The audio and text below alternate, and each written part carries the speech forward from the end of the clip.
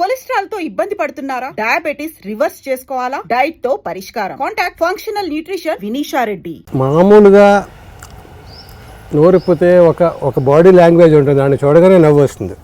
వాడు చేసేది నేను ఆ కామెడీ కంటే గంభీరంగా ఉండి చేసే హాస్యం గొప్పదని నా ఫీలింగ్. ఎందుకంటే గంభీరంగా ఉండి చేసే దాంట్లో తూకం ఉంటుంది. ఎప్పుడు ఎంత సమయం సందర్భం అంటాం మనం. ఎప్పుడు నవ్వాలో ఎప్పుడు నవ్వకూడదో తెలిసినవాడే వెజ్జుడు అంటాడు ముల్లపూడి వెంకటరమణ గారు. అలాగా ఎప్పుడు నవ్వించాలో ఎప్పుడు నవ్వించకూడదో కూడా తెలియాలి. అమ్మ శవాన్ని మోసుకెళ్తున్నప్పుడు ఎవడో ఆటోగ్రాఫ్ అడుగుతాడు. అది హాస్యమా, ప్రసాదమా? నీకు హాస్యమా, నిన్ను అడిగిన వాడికి హాస్యమా? ఒక కమెడియన్ కనిపించాడు, వాడు అప్పుడే కనిపించాడు. అమ్మ పోయిందా, బిడ్డ పుట్టిందా వాడికి అనవసరం. ఎల్బీ శ్రీరామ్ కనిపించాడు. నేనేమో పంచి జారిపోతూ అమ్మ శవాన్ని మోసుకెళ్తూ నేను ఉంటాను తడి బట్టలతో వాటితో. వాడికి ఆటోగ్రాఫా, గుడ్ మార్నింగ్, సార్ శ్రీరామ్ గారు ఇలా వచ్చారేంటి సార్, ఇలా వచ్చారేంటి శవం మోస్తుంటే. నా బాధ ఎలా ఉంటుంది, వాడి ఆనందం ఎలా ఉంటుంది, ఏది హాస్యం ఏది విషాదం. సో గుర్తుండాలంటే ఆ డెప్త్ ఉండాలి. ఆ డెప్త్ లేకుండా పైపోయిన ఏదో నవ్వించి ఇలా కితకితలు పెట్టేసి నవ్విస్తే అప్పుడే మర్చిపోతావు అండి. ఎందుకు నువ్వు కితకితలు పెట్టావు, ఎందుకు నవ్వు. అందుకని పెద్ద పెద్ద వాళ్ళు అందరూ తీసుకో, ఎవరైనా కూడా వాళ్ళ జీవితం. చార్లీ చాప్లిన్ తీసుకో, లండన్ నగర్ ఫుట్పాత్ల మీద సెల్లు పడుకున్నాడు కప్పుకోవడానికి ఏం లేకుండా. అతను ఈ హాస్యాన్ని ఎలా పోలిస్తాడంటే, ఒక గొర్రెల మంద ఉంది, ఆ మందలోంచి ఒక మేక తప్పిపోయింది, చిన్న పిల్ల. మంద ఎటు వెళ్ళిపోయింది, ఇది వెతుక్కుంటుంది, బేర్ బేర్ మే మే మే అంటుంది. పిల్లలు ఇంకో పిల్లల గుంపు ఎదురయ్యారు. మేకరా పట్టుకురా మేక. వీళ్ళకి ఆట, దానికి ప్రాణ భయం. ఆ భయంతో ఇటు గంతులేసి వాడి మీద పడితే వాడు నవ్వి పక్కవాడు నవ్వి వినోదం వాళ్ళకి. దానికి ప్రాణ భయం, అందులోంచి వచ్చే హాస్యం. అలాగే కూటికి తినడానికి తిండి లేక ఏదో పిచ్చి చేష్టలు చేస్తే అదే హాస్యం కింద మనకు కనిపిస్తుంది, వాడికి విషాదం అవుతుంది. అక్కడి నుంచి తీసుకుంటే అసలు భాష లేదు. చార్లీ చాప్లిన్ సైలెంట్లోంచి వచ్చాడు కదా, అక్కడి నుంచి తీసుకుంటే మనం విషాదం ఎక్కడుంది, హాస్యం ఎక్కడుంది, హాస్యంలో విషాదం ఉందా, విషాదంలో హాస్యం ఉందా, చూసే దృష్టిని బట్టి, సమయాన్ని బట్టి, దృష్టిని బట్టి. కాబట్టి కమింగ్ టు ది పాయింట్ స్ట్రైట్గా, సీరియస్గా ఉండేవాళ్ళు అందరూ రచనలు చేస్తారా, లేకపోతే రచనలకి సీరియస్గా ఉండే వాళ్ళందరూ కామెడీ రాస్తారా, లేకపోతే కామెడీ రాయాలంటే సీరియస్గా ఉండాలా? రెండోది కొంచెం అవసరం. కామెడీని కామెడీగా తీసుకోకూడదు, కామెడీని సీరియస్గా తీసుకోవాలి, అప్పుడే మంచి కామెడీ వస్తుంది. ఓకే, మీరు అన్నది ఇంకో విధంగా ఆలోచిస్తే, అంటే సీరియస్గా ఇమేజ్ ఉన్న వాళ్ళు కామెడీ చేస్తే బాగా పండుతుంది. సపోజ్ అమితాబ్ బచ్చన్ కామెడీ చేస్తే విపరీతంగా పండుతుంది. నేచురల్గా రజనీకాంత్, చిరంజీవి గారు చేస్తే పండుద్ది. హుందాతనం ఉండి కామెడీ చేస్తే పండుద్ది. ఇదంతేనా మీరు చెప్పిన పాయింట్ కూడా అంతే? అదే ఇప్పుడు తేలిపోకుండా నిండుగా ఉంటుంది. ఉత్తి కొండ వాయించడానికేనో నీళ్ల కొండని గలగల తప్ప నీళ్లు తొడుగుతూ ఉంటాయి పైన నిండా ఉంటే మోసుకెళ్తూ ఉంటాం. ఉత్తి కొండని డబడబ అంటే అలాగా నిండుగా ఉండి గంభీరంగా ఉండి అందులోంచి హాస్యం తెస్తే తూకం. ఏదైనా జీవితంలో దేనికైనా తూకం ఉండాలయ్యా. శృతి చూసుకొనైనా శృతి అంటుంటాడు అందులో.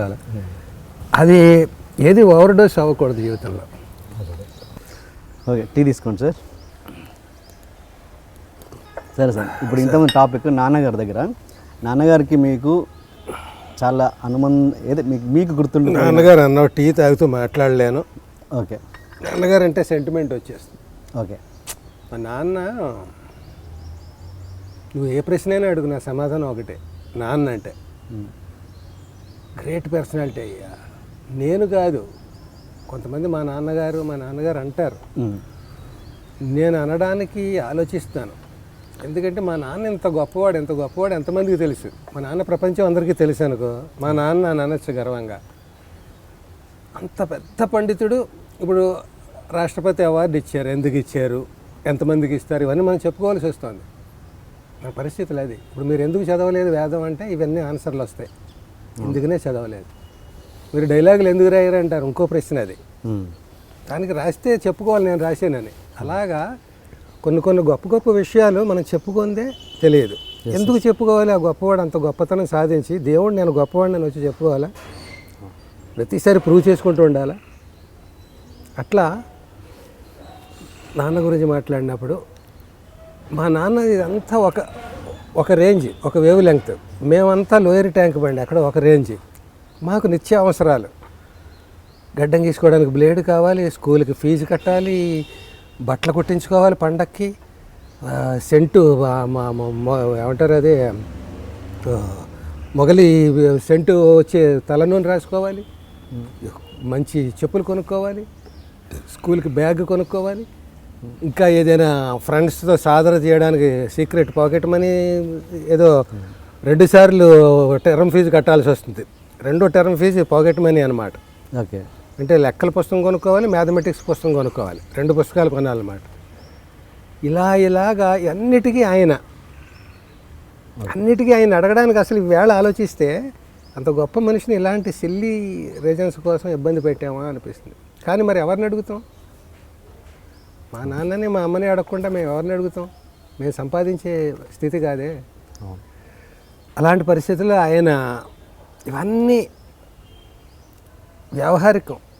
ఈ సమాజంలో తప్పనిసరి తెల్లారి లేస్తే మనం అనేక మంది ఇష్టమైన వాళ్ళని అయిష్టమైన వాళ్ళని చూస్తూ కూడా మనం ఒక మెంటల్ బ్యాలెన్స్తో ఉండాలి అనేది ఎలాగో ఆయన అట్లా, ఆయనకు ఆ పవర్ ఎట్లా వచ్చిందంటే ఆయన చేసే ఆ సాధన సాధన సాధన సాధన భగవత్ సాన్నిధ్యం అదే ఆయనకి ఇస్తుంది. అది ఆయన ఏ వయసులో ఉన్నా కూడా ఆ మెంటల్ బ్యాలెన్స్ అనేది ఉంటుంది. మాకు వ్యవసాయం ఉండేది. ఒక చోట నేను రాశాను, సావిడంత సంసారాన్ని అరిచేయంత వ్యవసాయంతో సాకాడు మా నాన్న. అది ఇందాక చెప్పిన మా నాన్న హీరో, కథానాయకుడిగా సంసారాన్ని భుజం మీద మోసుకొచ్చాడు. కొంతమంది హీరోస్ చేతిలో చిన్న పిల్లాడిని పెట్టుకుని ఫైట్ చేయడాలు ఇలాంటివి ఉంటాయి కదా. చిన్న పిల్లాడు కాదు, లారీని శంకలో పెట్టుకుని ఫైట్ చేసాడు మా నాన్న. మేము లారీ. సో ఆర్థిక ఇబ్బంది అనేది చాలా దౌర్భాగ్యమైన ఇబ్బంది. మిగతా ఇబ్బంది అంటే విద్య, నేను ఇబ్బంది ఎక్కువ చదువుకోలేదంటే ఇబ్బంది కాదు, నేను ఎక్కువ తెలివితేటలు లేవు ఇబ్బంది కాదు, నేను ఎక్కువ డబ్బు లేదు నా దగ్గర ఇబ్బంది కాదు, నా దగ్గర డబ్బు లేదంటే ఇబ్బంది. ఏ కాలంలో చూసుకున్నా సరే. సో అలాంటి ఇబ్బందుల్లో ఆయన వ్యవసాయం, చిన్న వ్యవసాయం ఉండేది మాకు 5-6 ఎకరాలు. పంచుకుంటే ఒక్కొక్కరికి ఎకరం రాలేదు ఫైనల్గా. 10 మంది పంచుకోవాలి, ఉన్నది 6-7 ఎకరాలు. అందులో ఎప్పుడు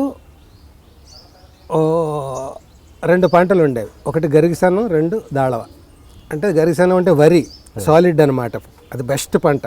రెండవది సెకండ్ క్రాప్ అంటామే. అలా ఏదో ఈ నవధాన్యాలు ఏవో అలాంటివి వేయడం, అలాంటివి ఏవో చేస్తాం. మొదటి పంట పవర్ఫుల్, గరిగిసన్నం అంటారు దాన్ని.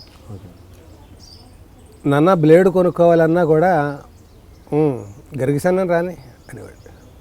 నాన్న స్కూల్ ఫీజు కట్టాలన్నా కూడా గరిగిసన్నం రాని అనేవాడు. ప్రతిదానికి గరిగిసన్నమే. ఓకే. అంటే ఇప్పుడు ఏదో ఆస్తి అమ్మేద్దాం అనుకున్నాం మనం, నాన్న బ్లేడ్ కావాలి, ఆ ఇల్లు అమ్ముడుపోనే, నాన్న ఒక కారు ఆ ఇల్లు అమ్ముడుపోనే ఎలా ఉంటుంది? ఓ పక్కన నవ్వు వచ్చేది, ఆయన గంభీరంగానే అనేవాడు. అలాగే మా అమ్మ అనేది, మేము బయట ఉండేవాళ్ళం, ఆయన డబ్బులు ఇస్తే స్కూల్ ఫీజు కట్టుకోవాలి, పోవాలి, ఎక్కడో కాలేజీలో చదువుకుని ఇక్కడికి వచ్చాం. ఏంటి వాడు ఎంతసేపు నిలబడతాడు, అలాగే ఏదో నేరం చేసిన వాడిలాగా నేను నిలబడమన్నాను ఏంటి, ఎందుకు నిలబడ్డాడు అనేవాడు. మా అమ్మ మీడియేటర్. అదే మరి కాలేజీ ఫీజు కట్టమను, ఏమిటి ఊరికే వచ్చేస్తుంది ఏంటి, డబ్బు కావాలి కదా. గరిగిసన్నం రాని అని మళ్ళీ మామూలుగా అనేవాడు. గరిగిసన్నం ప్రతిదానికి గరిగిసన్నం అనేవి, ఇప్పుడు డబ్బు ఇస్తేనే వాడు వెళ్తాడు అని. నీ మొలలోంచి ఒక చిల్లు కానీ దొరుకుతుంది, దాన్ని డబ్బు అనేవారు ఒరిజినల్గా ఆయన రోజుల్లో. ఇదిగో అనేవాడు. ఏమిటది అనేది మా అమ్మ. డబ్బు కావాలన్నావు కదా, నా దగ్గర ఏముంది డబ్బు. ఈ డబ్బు మొలలో ఎందుకు ఉంటుందంటే పంచి లాక్ అన్నమాట, ఇది జారిపోకుండా. అప్పుడు డ్రైవర్లు అవి ఉండవు, ఇదే కట్టుకో, దాన్ని లాక్ చేస్తే ఆ డబ్బు అనమాట. అందుకు చెల్లు డబ్బు ఉండేది. ఇంకా నువ్వు లాగాలి తప్ప ఆ డబ్బు తీస్తే తప్ప రాదు. అది తీసి ఇదిగో డబ్బు అనేవాడు. అదే అక్కడ డబ్బు అనేవారు. ఇక్కడ మా ఈ ఏరియాలో అయితే పైసా అంటారు, పైసలేవి అంటారు ఇక్కడ, అక్కడ డబ్బులు అంటాం. డబ్బు అంటే ఇది. అలాగా ప్రతిదానికి డబ్బు డబ్బు అనేవాడు. చివరికి ఇచ్చేవాడు పాపం. ఎక్కడో పుస్తకంలో ఏదో 100 నోటు ఉంటే 100 నోటు అంటే ఇప్పుడు మన 2000 నోటుకి 10 నోట్లు ఉన్నట్టు అనమాట. తీసి ఇచ్చేవాడు. అలాంటి అంటే ఆ రకంగా పాపం చేసుకున్నాం. ఆయన విద్య చదవకపోవడమే కాకుండా అలాంటి గొప్ప దైవస్వరూపాన్ని ఇలాంటి చిన్న చిన్న వాటికి డిస్టర్బ్ చేసి ఆయన డిస్టర్బ్ అయ్యారా? తప్పదు జీవితం. అంటే మీరు ఆయన డిస్టర్బ్ అయ్యారని మీరు అనుకుంటున్నారా? అంటే మా నాన్న టైప్కి అయిపోతే కాలు మీద కాలు వేసుకుందాం. ఏంటంటే నాన్నగారు డిస్టర్బ్ అయ్యారని మీరు అనుకుంటున్నారా? మీరు డిస్టర్బ్ చేశాను అంటున్నారు. నాన్నగారు డిస్టర్బ్ అయితే నాన్న గొప్పతనం ఉంది, ఉమ్. అయ్యాడేమో అదే. అని మా ఫీలింగ్ చాలు. అప్పుడు ఆ వేళ మేము అనుకోలేదు నాన్న డిస్టర్బ్ అవుతాడు, చేయకూడదు, తప్పు అని. అలా అదే అంత ఉండేది కాదు. ఉండేది నాన్న గొప్పవాడని ఎప్పుడు నరాల్లో ఉండేది. అదే నాన్నని డిస్టర్బ్ చేసినాం అనే కంటే మన అవసరం గొప్పది. అదే అదే కాబట్టి డిస్టర్బ్ చేసినాం అనేది అనుకున్నామా, అనుకుంటే ఏ పర్సెంటేజ్ అనుకున్నాం అనేది మ్యాటర్ కాదు. ఇప్పుడు అయిపోయింది కదా, గతం తలుచుకోవడం కదా, ఎంత డిస్టర్బ్ చేసాం, ఎంత తప్పు చేసాం అని ఈవేళ అనుకుంటాం. ఈవేళ పోస్ట్ మార్టం అన్నమాట. ఇప్పుడు నాన్నగారి తర్వాత మీ లైఫ్, నాకు తెలిసిన విషయం, మీతో ట్రావెల్ చేశాను కాబట్టి కొన్ని రోజులు, మీ బ్రదర్ కొద్ది రోజులు చాలా రోజులు ట్రావెల్ చేసావు, నా కష్టాల్లో ఉన్నావు నువ్వు. కొద్ది రోజులు మీన్స్ 2 సంవత్సరాలు అంటే మీద దగ్గరగా మనం ఎప్పుడు నేను నీకు జీతమైనా సరిగ్గా ఇవ్వగలిగానా? నువ్వు చెప్పు, నిజం చెప్పు. అదే అంతకంటే ఇచ్చారు ఇంత దగ్గరగా ట్రావెల్ చేయడం ఏమైనా ఉంటుందా? టైంకి ఇచ్చారులేండి ఇంత సో కానీ అదే మధురానుభూతి. అదే అదే మా గురువు పేరుకే ₹1 ఇచ్చాడు ఎప్పుడైనా అనేది కూడా ఈవేళ గర్వంగా అంతే కదా. ఉంటుంది. అది అసలు నేను ₹1 ఇచ్చాను. అయ్యో, అంటే నీకు ₹2 అవసరమైతే ఇవ్వలేదు, కానీ అదే అదే నేను ఏదో నా శక్తి మేరకు నేనేం చేయను. నాకు పేరుకి పెద్ద రైటర్ని, అన్ని 100 రోజుల సినిమాలు రాశాను, కానీ ప్రొడ్యూసర్లు నాకు ఇవ్వాలి కదా, నేను నీకు ఇవ్వడానికి. అదే ఆ ప్రశ్న కూడా ఉంది మన దగ్గర. మన దగ్గర అన్నీ ఉంటాయి. ఇంకా రాలేదు. ఇది కాదు సార్, కొంచెం కొంచెం ఎక్కువ మెలో డ్రామాగా అలా కావాలా, ఉండండి ఈ జేబులోంచి తీస్తాడనమాట. ఎక్కువ చేసిన అయితే ఈ జేబులోంచి ఇలాగా ఆ ప్రశ్న కూడా ఉంది మన దగ్గర అంటుంటే. అసలు నా ట్రావెల్ ఇండస్ట్రీ జర్నీ స్టార్ట్ అయిందే మీ దగ్గర నుంచి కదా సార్. మన ఇద్దరు పరిచయం ఎట్లా అయింది చెప్పవా? నాకు ఫ్రెండ్ ఆనంద్ అని ఉండేవాడు. ఆనంద్ మేనేజరు నా సృజన మూవీసా? ఎస్ ఎస్ చిన్నారావు గారు. చిన్నారావు గారు ఆనంద్ అతను తీసుకొచ్చి వాడు చెప్పాడు ఇట్లా ఎల్బీ గారి దగ్గర ఉందిరా ప్లేస్మెంట్ అంటే, నేను అప్పుడు ఇండస్ట్రీకి ఎలా వెళ్ళాలని ఆలోచిస్తున్న పరిస్థితిలో ఉందిరంటే, సరే ఏది నేను యాక్చువల్లీ నాది రైటింగ్ ఇంట్రెస్ట్ లేదు, నాకు ఓన్లీ డైరెక్షన్ కాబట్టి సరే ఏదో అక్కడే అన్నయ్య తేడా. ఇప్పుడు నేను నాటక రచయితని. నాటక రచయిత నేనెందుకు నేను గొప్పగా ఎలా ఫీల్ అవుతాను తెలుసా? నవరసభరితం నాటకం, నాటకం కావ్యేషు రమ్యం. అంటే రచనా ప్రక్రియలు అనేక ఉన్నాయి. కవిత ఉంది, కథ ఉంది, నవల ఉంది, వ్యాసం ఉంది, ఏదైనా ఉంది, నాటకం కూడా ఉంది. ఈ మిగతావన్నీ రాయడం కంటే నాటకం రాయడం కష్టం. మిగతావి ఏది రాసిన వాడైనా నాటకం రాయలేకపోవచ్చు. నాటకం రాసిన వాడు మిగతా ఏదైనా రాయగలడు. ఎందుకంటే అది అంత కష్టం అని చెప్పడానికి నాటకానికి చాలా లిమిటేషన్స్ ఉన్నాయి, చాలా పవర్ కావాలి, చాలా 24 క్రాఫ్ట్స్ మీద అవగాహన ఉండాలి, ఇవన్నీ ఉన్నాయి. అలాగే ఇప్పుడు నేను డైరెక్టర్ని అవుదాం అనుకున్నాను, కానీ రచన నా ఇది కాదు అనేది కాదు. రచయిత అయిన వాడు ఏదైనా అవుతాడు, డైరెక్టర్ కూడా అవ్వగలుగుతాడు. రచయిత కాని డైరెక్టరు ఎక్కడికక్కడ బెరుగ్గా ఉంటుంది, ఎవరి మీద ఆధారపడాలి. ఆ రైటర్ వచ్చే కరెక్ట్ చేయాలి, ఆ రైటర్ చెప్పాలి, అతను చెప్పింది ఇతనికి నచ్చకపోయినా ఒప్పుకోవాలి. ఎందుకంటే ఎలా కరెక్ట్ ఏంటో ఇతను రాసుకోలేడు. అదే రచయిత అయ్యి ఉన్న డైరెక్టర్ ఉంటాడే, కుమ్ముతాడు. ఇంకా చూసుకో, ఈవేళ సక్సెస్ఫుల్ వాళ్ళని తీసుకో, అంటే వేళ కూడా సక్సెస్ ఉన్నారు రచయిత కాని వాళ్ళు. ఇవాళ కంపల్షన్ అయిపోయింది, డైరెక్టర్ రచన అవ్వాలంటే ముందు రచన చేయాలి. నాకు ఎంతమంది వస్తుంటారో రచన కోసం నా దగ్గరికి. కానీ మీ దగ్గర వర్క్ చేసిన అసిస్టెంట్గా చేసిన ప్రతి ఒక్కరు డైరెక్టర్ అయ్యారు, నేను తప్ప. అంటే కొన్ని బాణాలు కొన్ని ఇలా వేస్తాం, కొన్ని ఇలా వేస్తాం, కొంచెం ఎక్కువ పెట్టేయాల్సి వచ్చినప్పుడు అది పవర్ఫుల్గా వెళ్తుంది అనమాట. లైక్ చిన్నప్పుడు మా వాడికి ఇంకా మాటలు రావట్లేదండి అంటారు, లేటుగా వచ్చినవాడు వాడు దేశాన్ని తినేస్తాడు వాడు అనుకుంటాం. అలాగా ఒకటి డైరెక్టర్ అవ్వాలి, ఓకే అవ్వాలి, ఇంకో దారి లేదు. కానీ నీకు దారి ఉంది.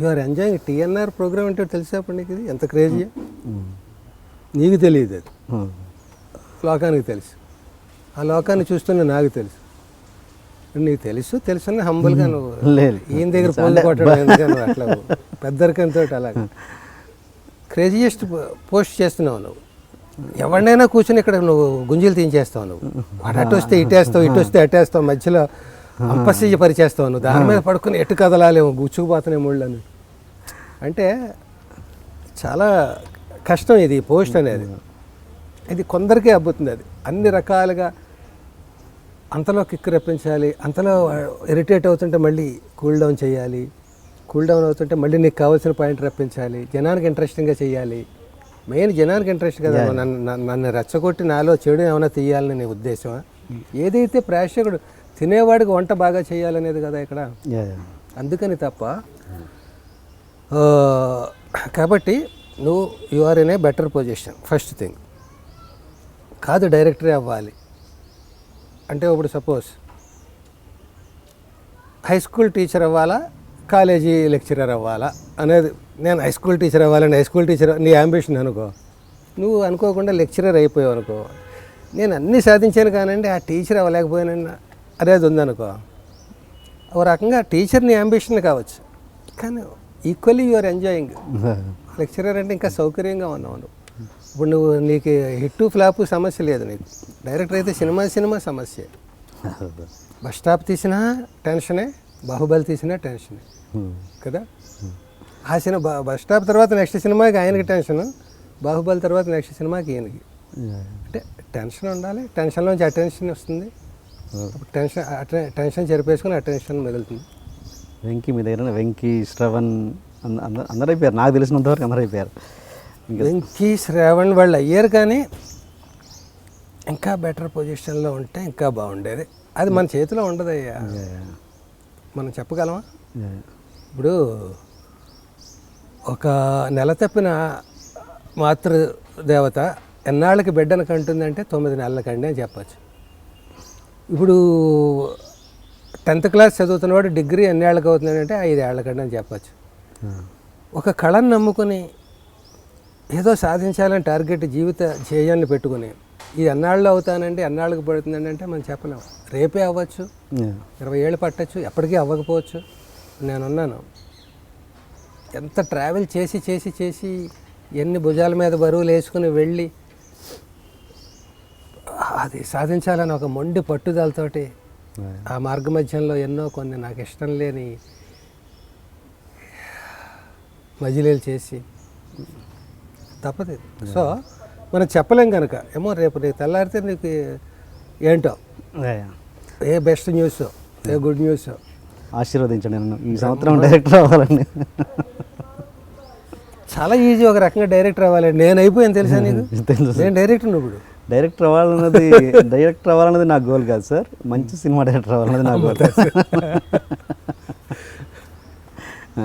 మంచి సినిమా డైరెక్టర్కి షార్ట్ కట్స్ లేవు మంచి కథ రాసుకోవడం మళ్ళీ కమింగ్ టు ది పాయింట్ నువ్వు రచయిత అవ్వడం అడ్వాంటేజ్ రచయిత అయినప్పుడే ఇంకొకటి మంచి కథ మంచి కథ అందరినీ అడగాలి ఏది ఇచ్చినా ఇది మంచి కథ కాదు నువ్వే రాసుకోవాల్సి వచ్చినప్పుడు మంచి కథ ఏంటో డిసైడ్ చేసుకో సో మంచి కథ అంటే మళ్ళీ నేను కాంటెంపరీ కథల్ని నమ్మను నేను ఇవాళ సీజనల్ నమ్మను నేను అది మంచి కథగా నేను ఒప్పుకోను ఓకే లాంగ్ స్టాండింగ్ ఉండాలి ఏదైనా మంచి అనడానికి వేళ ఒక మాయాబజార్ ఓ షోలే ఇవి మనం చెప్పుకుంటూ ఉంటాం అప్పటికి వాళ్ళకి ఎందుకు ఆ లాంగివిటీ ఉంది ఆ దమ్ము ఉంది అందులో ఇక్కడికి వేళ వచ్చి పెద్ద 100 రోజులు ఆడేసి రేపు దాని గురించి మర్చిపోతే అది గొప్పది కాదు కరెక్ట్ అలాంటి మంచి కథలు ఎప్పుడూ ఆలోచించుకును ఫర్ ఎగ్జాంపుల్ సీజనల్ ద్రాక్ష చెట్టుగా ఉండడం కంటే ఎవర్ గ్రీన్ కొబ్బరి చెట్టుగా ఉండడం నాకు ఇష్టం ఓకే సీజనల్ అంటే క్రాప్ వేస్తావు దానికి ఎరువు వేస్తావు స్ప్రే కొడతావు పందిరేస్తావు అన్నీ చేస్తావు కట్ చేస్తావు తోసేస్తావు జేబులో వేసుకుంటావు డబ్బు అయిపోయింది ఆ పందిరి లేదు ఆ చెట్టు లేదు ఆ తిన్న ఆడి మర్చిపోయాడు వీడు మర్చిపోయాడు కొబ్బరి చెట్టు దొడ్లో వేసుకున్నావు పెన్షన్ లాంటిది అది ఉద్యోగంలో నెల నీకు 5 కాయలు 50 కాయలు అది పడుతూ ఉంటుంది నీకు ఎంతో కొంత ఒక పైసా అయినా నెల ఒక ఆదాయానికి సోర్స్ ఉంది అక్కడ 30-40 ఏళ్ళు అది కాపు కాస్తుంది. అది అవును. ఒక్క కాపు కాదు, నెల నెల కాపు. అది అసలు కల్పవృక్షం అంటే అది. అలా పల్లెటూళ్ళలో ఎందుకు గొప్ప పల్లెటూళ్ళు, ప్రతి దొడ్లో 6 డజన్ కొబ్బరి చెట్లు ఉంటాయి. నెల తిరిగేటప్పుడు కాదు 1000 రూపాయలు వస్తాయి. ఆ పొయ్యిలో పెట్టుకోవడానికి డొలకా చెట్టు ఇస్తుంది, అమ్ముకోవడానికి, దేవుడికి కొట్టుకోవడానికి, పచ్చడి చేసుకోవడానికి, అన్నిటికీ అది కలుపుతారు. అలాంటి ఎదుగుదల, అలాంటి సక్సెస్ మనకుంటే బాగుంటుంది. మీరు చేసిన దాంట్లో అలాంటి సినిమా ఉందనుకుంటున్నారా? ఏది ఉంటే ఏది?